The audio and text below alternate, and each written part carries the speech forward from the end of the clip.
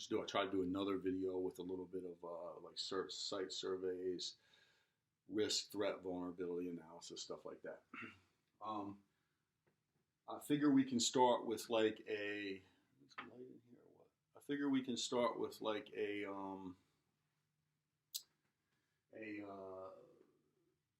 kind of a big picture, right? Of kind of a high, PSD team, State Department authorized formation, in high threat areas. Obviously, that's not what we're doing, but I mean, I feel like if we can look at that big picture, and then you can kind of see how you start. First of all, how these formations in this positioning is really just a fluid thing. There is no place to stand or formation to be in. That's going to change depending on manpower, environment, threats, so on. So, if we start from a big picture, let's say we've got a 3-car motorcade. We're going to be moving in an 8-man K-diamond, right? We have the limo. The X is the principal. Obviously, we've got 3 drivers. The drivers aren't going to be part of our formation. They're drivers. And then we have the team, right? Up front in the passenger seat, we have the tactical commander. The tactical commander is the guy that he did the advance. He planned the routes. He ran the routes. He probably controls comms. He was responsible for making sure the vehicles were gassed up and washed and ready to go. And he's going to control our movement to and from the venue. And he may be the advance in the formation if we don't have an advance at the venue. That's the TC.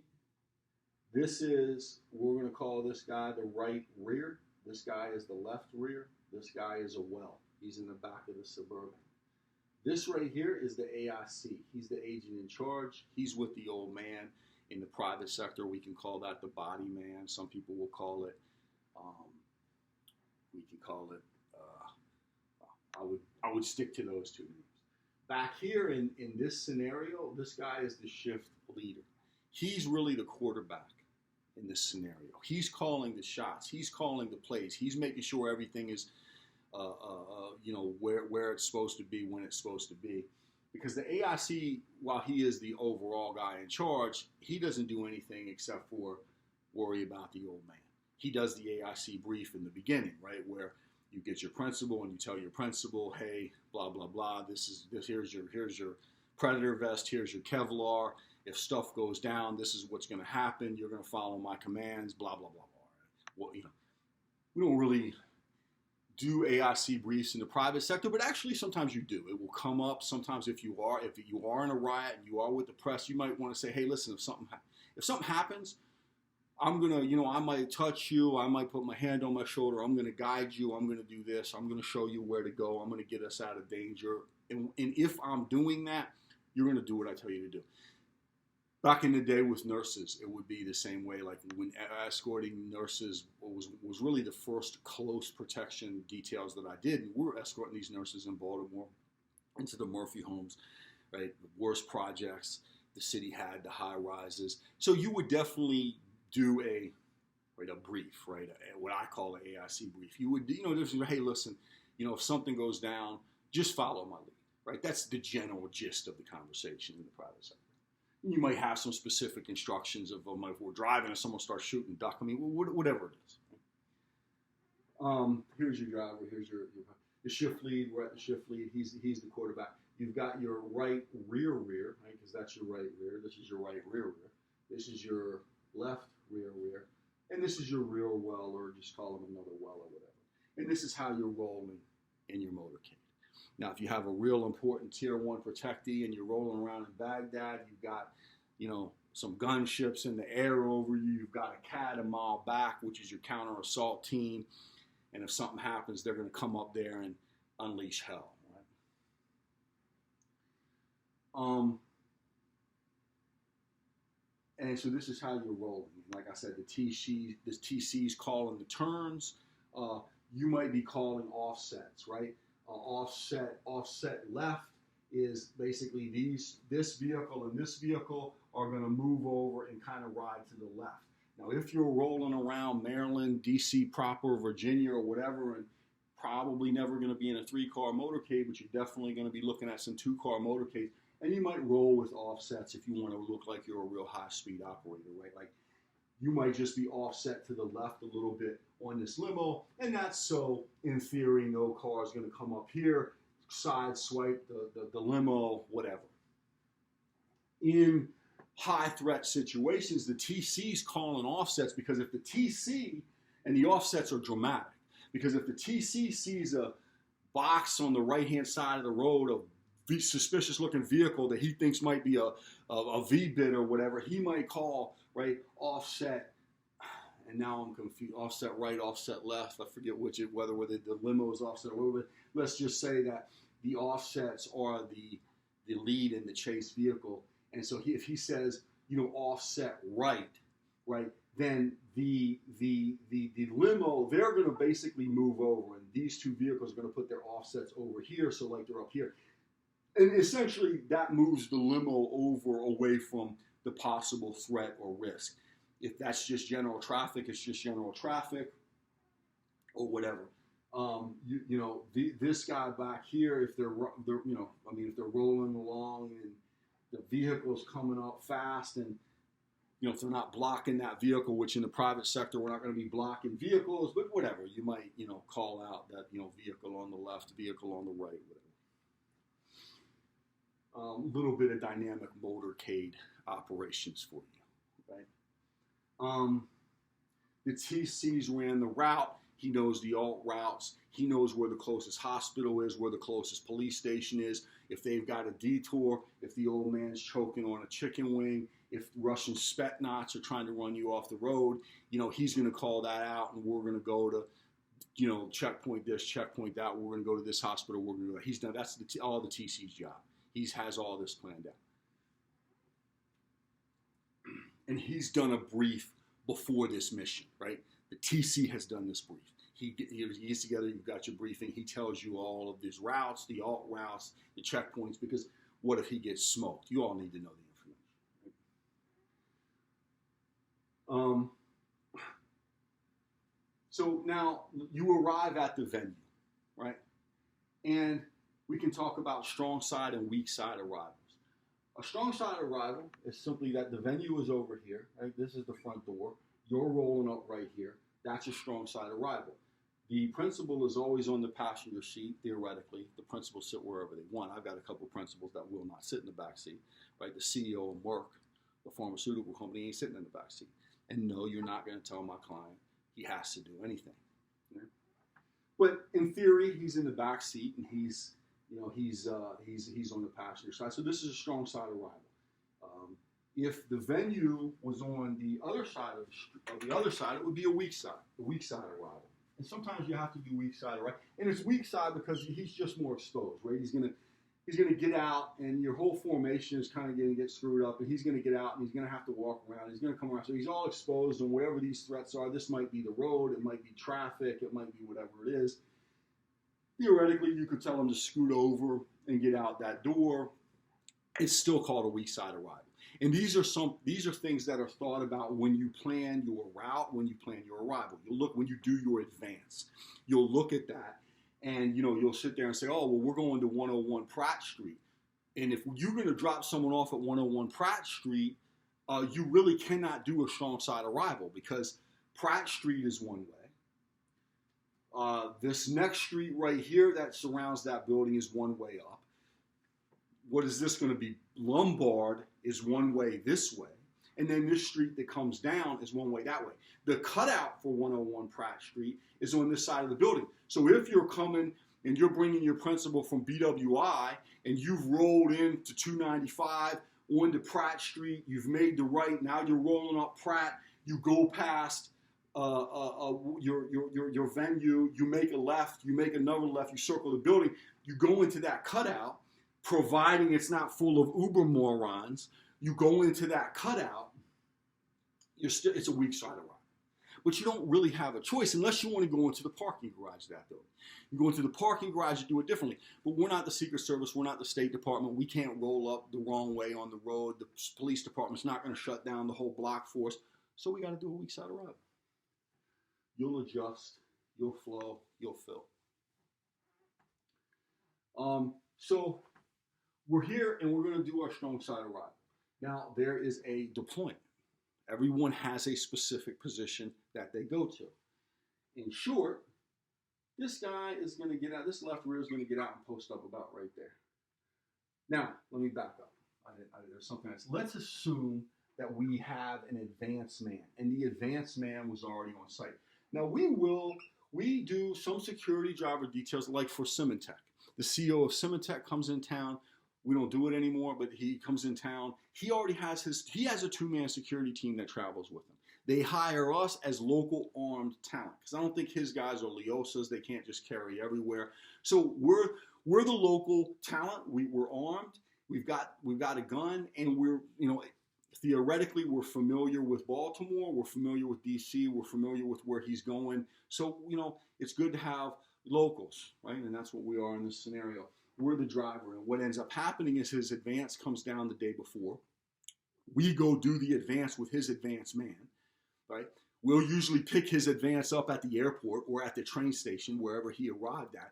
We'll do the advance. Now the next day, if he's coming into, let's say, BWI, the signature airport thing, we're going to do a tarmac pickup. We're going to drive out onto the tarmac.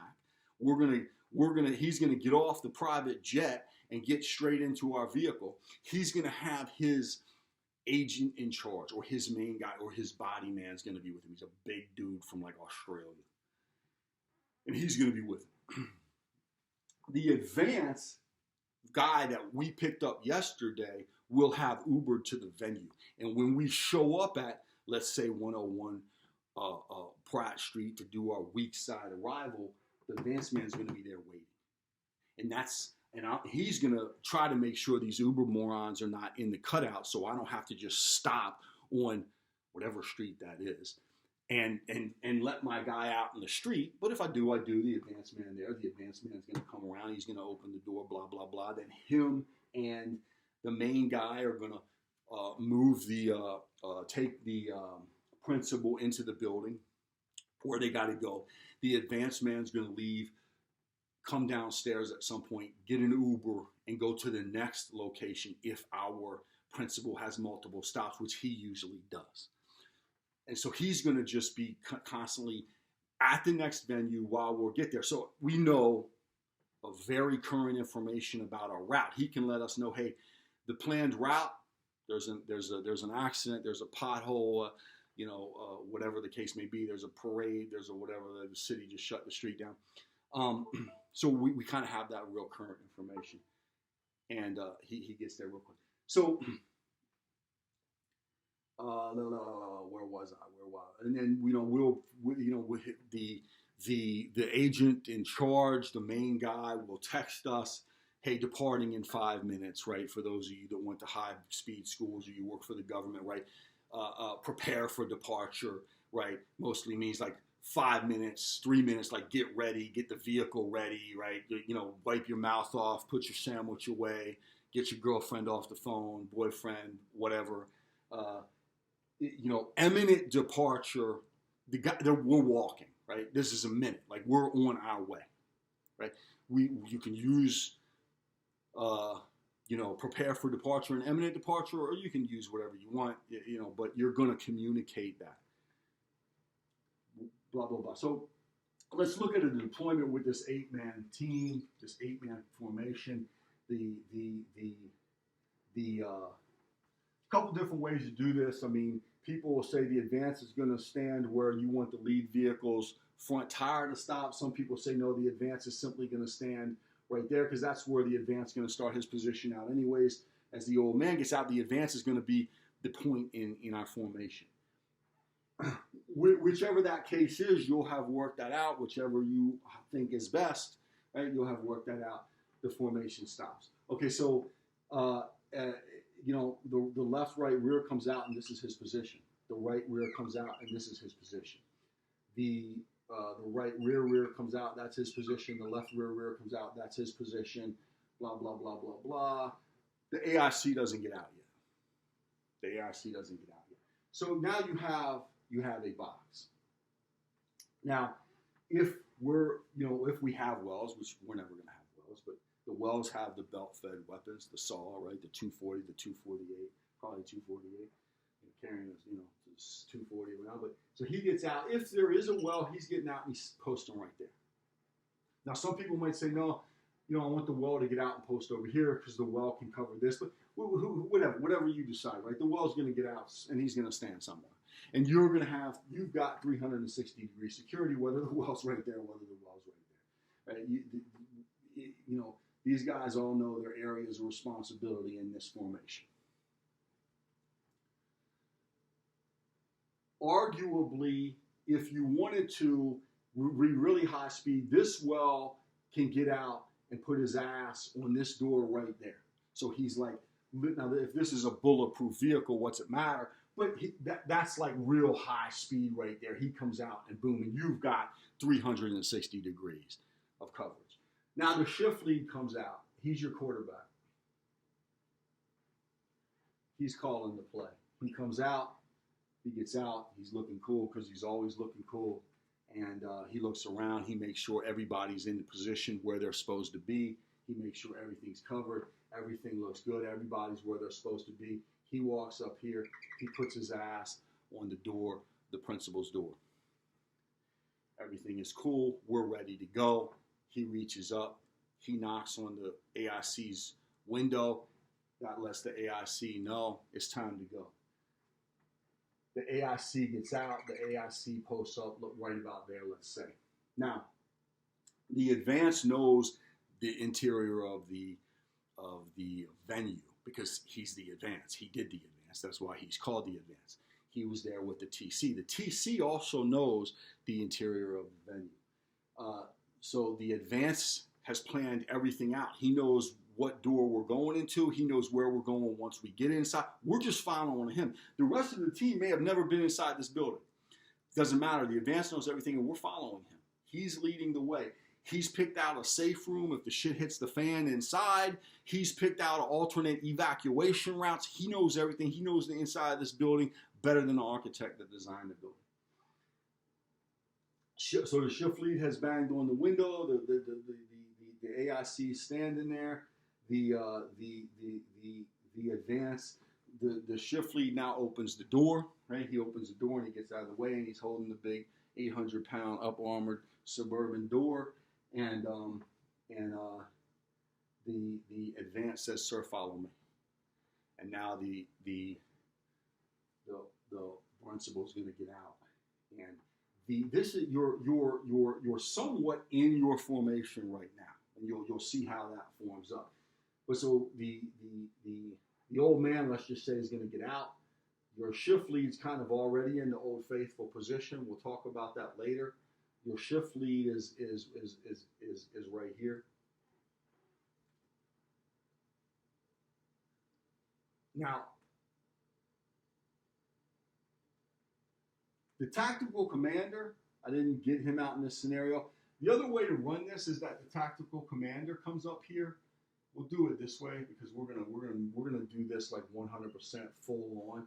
Let's say the tactical commander, the shift lead is back here. He gets out. He does his thing. He's still looking cool.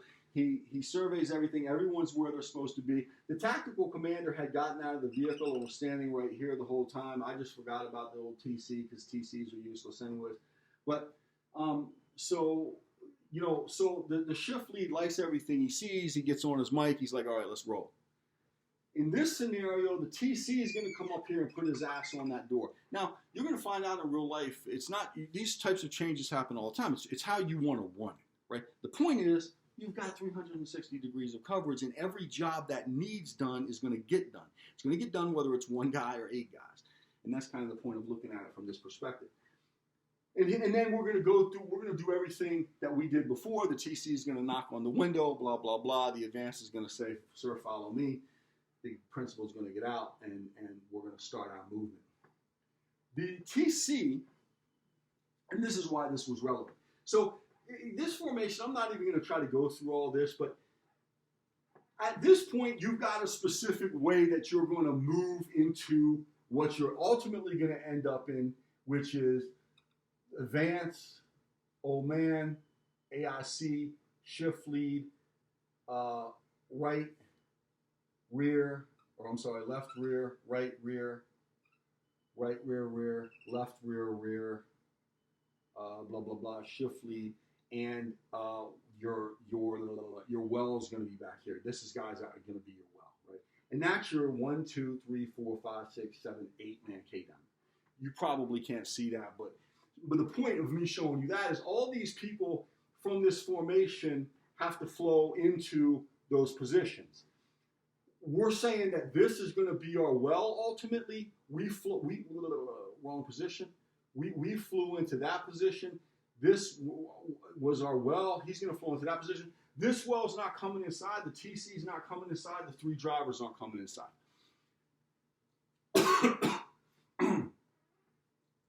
So we've flowed. Now you could, well, now you want this guy to come around here that way. And you know, the point is you've got a movement into your box, into your formation that you're going to be traveling in. And you're going to have to orchestrate that, whether it's a 1-car detail, a 2-car detail, a 3-car detail, whether it's 2 people or 8 people, right? If it's 1 people, there's not one person. It's not a whole lot of orchestrating going on. But So let me erase this crap because let's talk about another thing that's going to happen here. So you've got what's called your point of no return. Now, because we have this TC, because we had this advanced man, because we've got this full 8-man K-diamond high threat formation going on here, and we've got everything we could have ever asked for, including gunships flying over top, making sure no one's even thinking about looking at us sideways. We've got this TC that's staying back.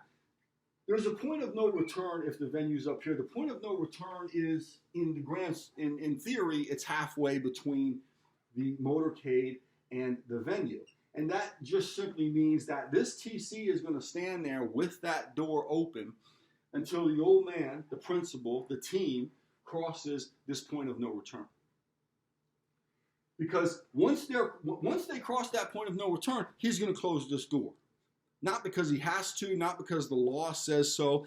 It's as much of a signal to everybody else as, okay, the team's past the point of no return. If shit goes down right now, the team is going to do what they do, but they're going to move the principal inside the venue, into the safe room, and then we're going to figure out what needs to happen. This depends on what happened, right? If that door is going to stay open until that team gets to this point of no return, because if some shit goes down before the team gets to this point of no return, you're going to collapse on the principal, and you're going to take the principal right back into the limo, and you're going to get the hell out of Dodge. This position can be moved. In theory, it's halfway, right? I mean, common sense, why you can see it's halfway. It might not be halfway, though. Like, it might, because maybe there's just other threats involved. Right? Maybe it's a lot closer than halfway. Maybe there's just no chance that a threat's coming from up here, and it's all going to come from back here. And if all the threats coming from back here, hell, the point of no return might be a lot further back. Right? If dudes start Russian Spetsnaz are coming up here and they're unloading with AKs, even if you're only right there, you still might want to be moving this way instead of trying to run towards that. But who knows, right? You're going to figure that out. I mean, you're going to know what. So then once we get past the point of no return and we get in the venue, the TC shuts the door. This well that was over here gets back in wherever the hell he gets in. The TC gets back up here. And they go park the motorcade and they just smoke and joke and get on Facebook and try to pick up some honeys, or they do whatever they do for the next 3, 4, 6, 8 hours, 30 minutes, whatever the case may be, whatever this business is about. And the other thing about that is, if in the grand scheme of things, the whole team wouldn't have went in because you might not need 8 men in this venue. But whatever the case may be, you've got the TC, you've got this one well. In theory, if these drivers are shooters and not just drivers, I mean, heck, you've got a 5-man team that, if need be, could stack up and come in here and get you out of the building if something happened inside the building, right? And the TC did the advance, so he knows the inside of the building and the safe room and the alternate emergency evac routes and et cetera, as well as the advanced dip, because they both did that. There's your strong side arrival, and if it was a weak side arrival, you know, everything is just different. You can kind of just see how everything just slips around. And if it's a weak side arrival, the left rear, instead of being back here in the box, is all of a sudden in the front quarter of the box, right? I mean, that's all that really changed. And, you know, you can see if you don't have an 8-man, 3-car motorcade and you only have a 2-car motorcade, and realistically, you know, you may only, and these are, you know, this is still the AIC, that's still the old man, this is your chase vehicle, you know, and maybe you just had 3 people, right, in this vehicle. And you know, maybe this driver is really just a company driver, right? But these are all 3 security guys, and he's obviously a security guy, and you're actually working a 4-man detail, and now you roll up on that strong side arrival, and you don't have any advanced person, so the AIC will tell the driver where to stop. The driver will probably stop wherever he stops, but now you'll kind of get out, and you're going to alter all this positioning, right? If this is just the driver, he's probably not going to get out at all. This is a security guy. He can get out. He can post up right there with him.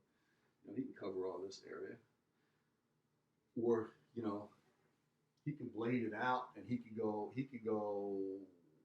all the way over here. This guy can come out and go over here.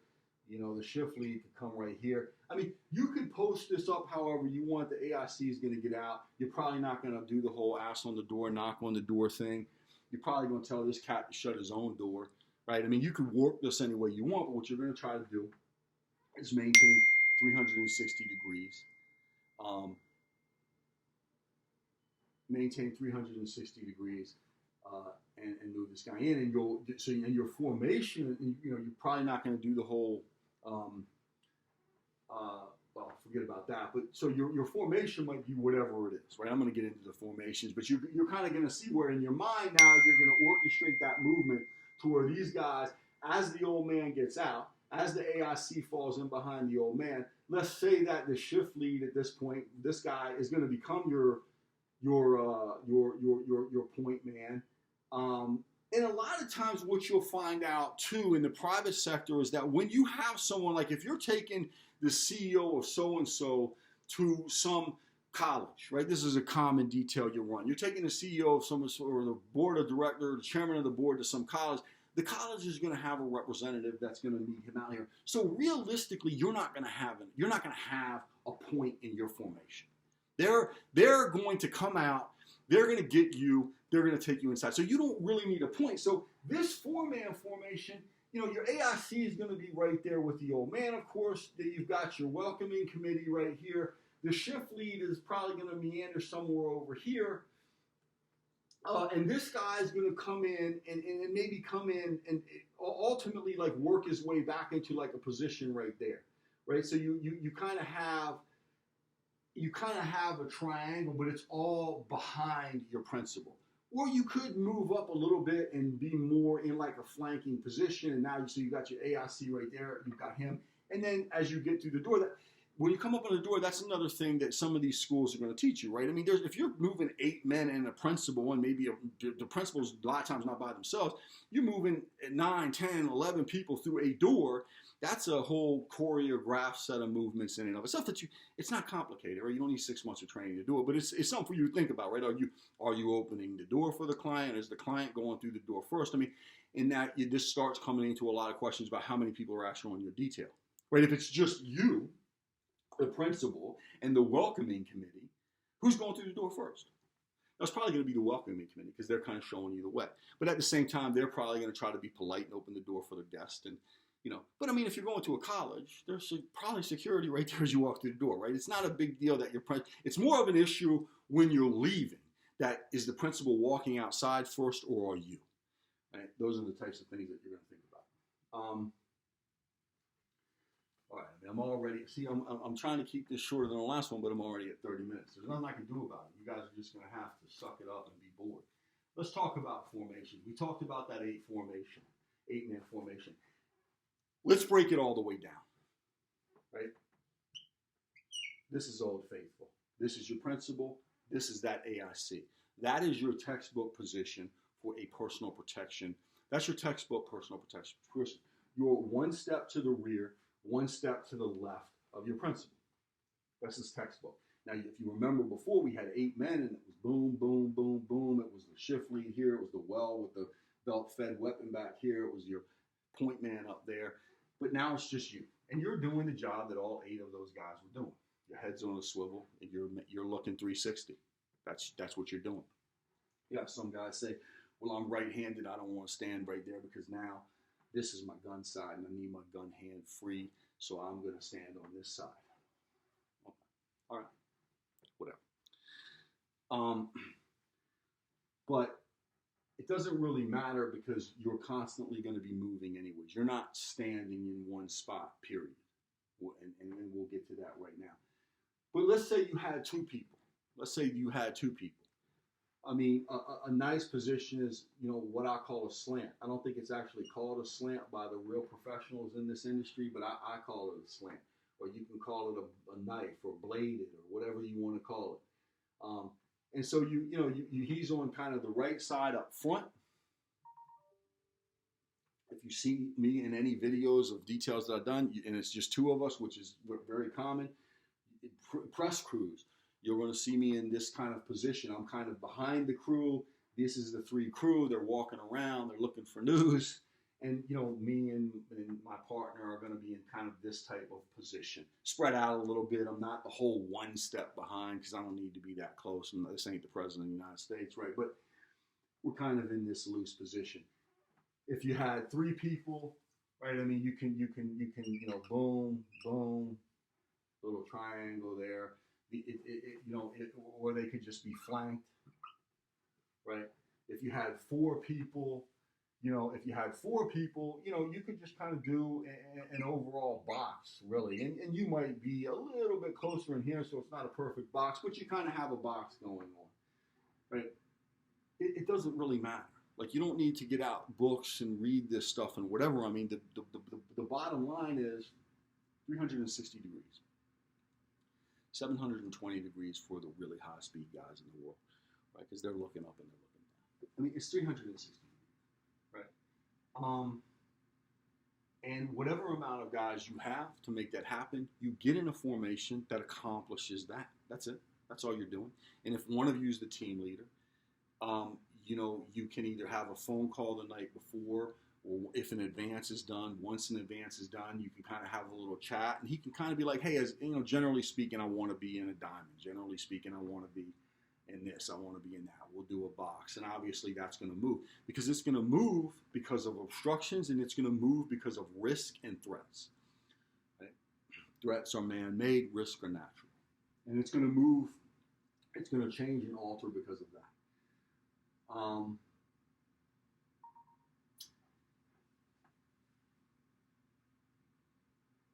And it changes too, and you're not constantly in that same position because let's say you're moving, right? Let's say you're escorting whoever. Let's say you're escorting. Let's say you're doing security for a.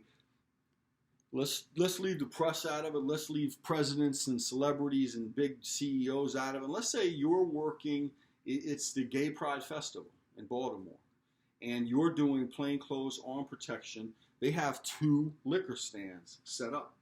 And they're depositing about $40,000 every 30 minutes of cash. None of this is made up. All of this is real. This is a real detail. There's a lot of cash. And so what's happening is you're with really one of the planners of this. And this planner is really doing a rotation where they're going to one of the bars that's set up, these makeshift bar at this Gay Pride Festival, getting the cash, and it's $13,000, $14,000, $15,000, $16,000, going to the other bar, getting the cash, and it's the same, right? $15,000 to $20,000, and now she's got $30,000 or $50,000, $40,000 in her pocket, and you're escorting her all the way up to like the PNC Bank on freaking Charles Street, and you started out down by Mount Royal and so you've escorted her 3 blocks on foot with $40,000 in cash. in a neighborhood where someone just got shot 2 nights ago. So you're walking up Charles Street. This is a building. This is Charles Street, and you're in Old Faithful, right? Even though your gun hand is obstructed, you're going to make do, right? And this is a good position for that, right? You're behind your principal. Your head's on a swivel. You're constantly looking, and you're going to, you've been doing this. You're an operator. You're going to feel somebody running up behind you. And she's going to go up, and there's a deposit box right here, and she's going to deposit that money in, and then you're going to walk all the way back, and you're going to do the whole rotation again. And you're going to do this 5 or 6 times that day. It's a hot day. It's a long day. And you're going to realize that you should have went into the business of selling alcohol and not doing security for people. That's what you're going to realize real quick. So this is a good position for that. But you're not necessarily going to stay in it. You're not locked in that position. And this is what I was trying to get to. I mean, this whole where do you stand and where do you not stand, you're not locked in that position. As you see risks or threats, you're going to move your position. If this is a corner, because you've got to cross the street because you're going 3 blocks, you're going to speed up. You're going to take this corner before your principal does. And you're going to have done that AIC brief up front, and you're going to tell them. And this is legit. You're not going to, sit there and what's your blood type? Okay, I'm going to give you a brief because if shit hits the fan, I want you to survive. You're not going to be that dramatic about it, but you're going to say, hey, listen, if you see me speed up, don't speed up. If you see me slow down, don't slow down. You walk. I am working, right? I'm moving around you. I'm getting where I need to be. Because sometimes people will have the kind of habit of you slow down and they slow down with you. Right? And you're trying to get in front of them and they speed up. You're trying to get behind them and they slow down. So sometimes you kind of have to have that brief. Listen, I'm doing a job here. So listen, you walk. You walk. You don't change. If I get on this side, you just walk. So you're going to speed up and you're going to take these corners first. Now you don't have to be real dramatic about it and get on this side of them and take the corner first. If you just take the corner first and make sure whatever, there ain't some moron on a dirt bike, one of the 12 o'clock boys or 5 o'clock boys running down here on a dirt bike that's going to slam into your principal or whatever, right? A homeless person, whatever, a crazy person, right? You're gonna take that corner first and you're going to know what's going on. And then after you take that corner and you cross that street, as you cross the street, you might drop in right next to them. And as you get across the street, you might drop in right back to Old Faithful. Continue to walk in your position. If there was some unsavory looking characters on this corner, right, you may very well come around, loop around here. You're going to be cool about it. You're not going to be obvious about it, but you might loop around there. You might tell your principal, scoot over. I want to get on this side of you. And then you might like speed up a little bit and kind of get in front of your principal, and you might have yourself. You're going to have yourself in between these unsavory looking characters and your principal is going to move over a little bit. You've created a barricade and you've created distance, and distance is time, and time is our friend. And so that's that. And so if there was 2 of you and you're walking up this street, you're gonna be in that you're gonna be in my favorite in my favorite position, right? You're going to be in this slant, right? And so everything is covered and everything is good and there's no problem. This guy's kind of, and in this particular situation, this guy might slow down, right? You're not going to be way ahead. You're going to be pretty almost like you're 3 people walking together, but you're just slanted a little bit. In this particular situation, because this is close quarters on this sidewalk and you're going to have a lot of people walking. If you were in a field, this slant is going to be spread out. This might be 10 yards. You're 10 yards from this X, and this guy's 10 yards up here. If you're at some festival, some field, some horse race, you got a rich person at the Grand National Steeplechase up in Cockeysville, you might be spread out like that. You're not going to be right up on them. Right? But if you're on the sidewalk, you're going to be right up on them. Number 1, because there is a lot of risk and threats. But number 2, just geographically, if I'm using that word properly, it's going to dictate that you're that close. And in this particular situation, right, I mean, he might slow down 1 step to actually be right next to the principal as we go by these unsavory looking dudes. you know, if you've got three people, again, I mean, it just doesn't matter. 360 degrees, and you'll flow and fill, and you'll move to create space between your principal and threats and risks. These guys could be considered a threat. This corner is a risk. You don't know what's on the other side of it. This street is a risk. That's traffic. And I think that's that. I'm going to do another video, and we're going to talk a little bit about fence lines and stuff like that, but I'm good for now. This is Positioning 101. Hopefully it was good for you. 40 minutes. I mean, I did beat my other video by like 26 minutes, so.